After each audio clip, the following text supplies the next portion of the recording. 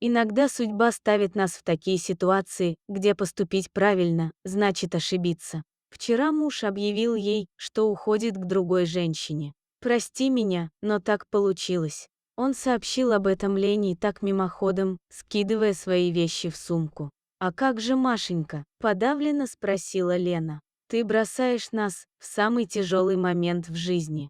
А я тебя тогда еще предупреждал, что детей не хочу и не люблю их, но ты же забеременела и обманом затащила меня в ЗАГС. Ну вот, теперь возись с ней сама. Я и так 5 лет своей драгоценной жизни с вами потерял. Я никого насильно в ЗАГС не тащила, ты сам предложил», — напомнила женщина. Лена все равно не понимала, как можно быть таким холодным и бесчувственным к своему ребенку. Он никогда не любил Машу, и дочка это тоже всегда чувствовала. Теперь в такие сложные времена для нее и страны, где они жили, ей придется поднимать дочь одной. На алименты женщина не рассчитывала, только на саму себя. Лена отошла от кассы, нервно пересчитала деньги и, сложив купюры пополам, убрала кошелек в сумку. «Да, не густо», — подумала она. «Хорошо, хоть в этот раз деньгами выдали. А вот у подруги на заводе зарплату кастрюлями выдают. Эти кастрюли на этом же заводе и делают. Вот и платит им за работу их же продукцией, а потом голову ломай, куда их пристроить». Подруга уже всех знакомых обеспечила этой утварью. Ей приходится на рынке, а то и у подземного перехода сидеть торговать кастрюлями. Нет, Лена такого позора не выдержит. Хотя какой там позор. Сейчас почти вся страна так живет. Повсюду заводы закрываются, люди работу теряют. А кто-то вообще собственное жилье, а некоторых убивают за жилую площадь, не дай бог такое пережить.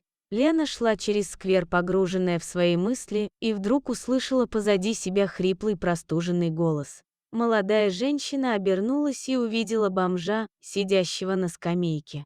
«Ты обронила». Бездомный кивнул на землю. Перед ним лежал старый кошелек.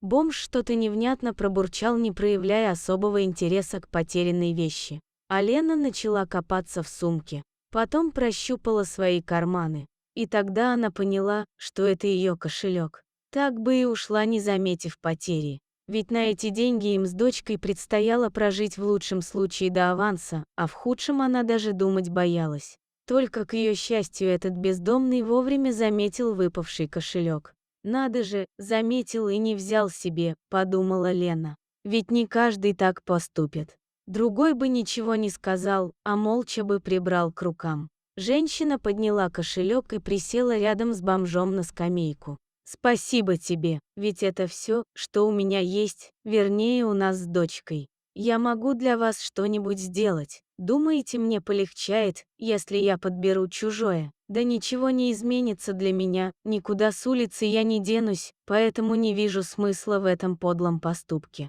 А для вас, наверное, изменится, потерять не найти». Пока Лена разговаривала с незнакомцем, то даже не сразу заметила, что он в этом парке был не один. Рядом с бомжом, раскапывая какую-то яму за скамейкой, копошился странный пес. Тощий, высокий и облезлый. Было видно, что он породистый, только вот породы такой Лена и отродясь никогда не встречала. Пес тем временем не обращал никакого внимания на происходящее. «Это ваш?» – спросила Лена, показывая на собаку. «Мой. Спрятал косточку пару дней назад, теперь пытается найти ее. Так я все-таки могу что-нибудь для вас сделать в знак благодарности?» – переспросила Елена. «Если ты так хочешь помочь, то накорми голодного». Глядя на торчащие сардельки из сумки, сказал бомж. Пес тоже оживился, завилял хвостом, учуяв деликатес. Она предложила бомжу еду, которую купила по пути домой. Алексей, уличный сторожила, уже как 2,5 года бродяжничал. Подробностями, как он оказался на улице, мужчина не захотел делиться. Он с аппетитом поедал сардельку с хлебом, одновременно подкармливая собаку. Сказал только, что пес этот редкой породы алабай, среднеазиатская овчарка. Когда-то Рекс, так звали собаку, спас его от смерти в Афгане. Вытащил раненого из-под обстрела. Алексей привез пса с войны. Сначала они вместе жили, ну а вот теперь вместе бомжуют. Лена смотрела на двух бездомных существ, и сердце ее сжималось от боли. Ей показалось, что Лёша чего-то не договаривает. Уж больно грустный у него был взгляд. И эта боль была явно не связана с их бродяжничеством. Но женщина не привыкла лезть в душу людям, если захочет, сам все расскажет. Елене было интересно общаться с этим человеком. Он был умен, образован и начитан. Теперь она каждый вечер ходила домой через этот сквер. Правда, Алексея с псом больше не встречала. Но вот как-то в один из вечеров кто-то окликнул ее. Лена не сразу поняла, что к ней обращаются. Это был Алексей. Лицо его осунулось и исхудало еще больше. Под глазами были синяки. Нет, он ни с кем не дрался.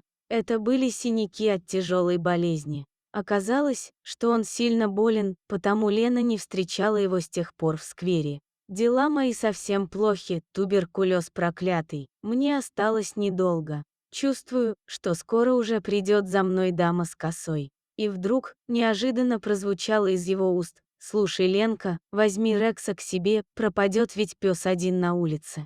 Умоляю». И он встал на колени и перед женщиной. Слезы катились из глаз сурового мужчины, прошедшего войну.